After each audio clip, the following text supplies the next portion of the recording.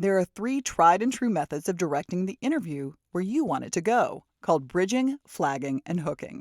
Bridging is quickly answering the reporter's question, then bridging to the topic you want covered. Here are some examples of bridging phrases.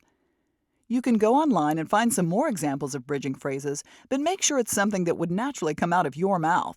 Otherwise, you'll sound stilted and over-rehearsed, or like you just Googled how to avoid a reporter's question.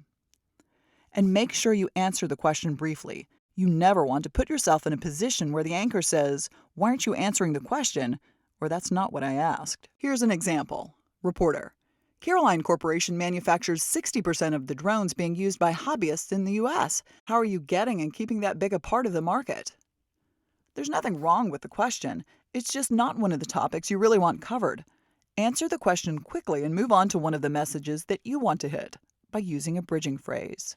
First, the answer. We keep that 60% by making a great product and listening to what our customers want.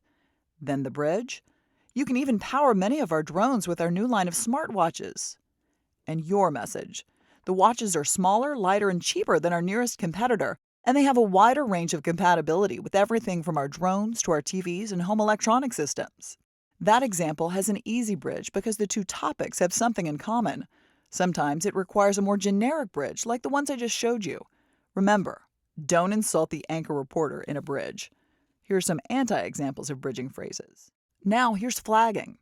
It's when you're telling the reporter that you're about to say something important. They'll listen. You're the expert on the issue. That's why they came to you. Here are some examples of flagging.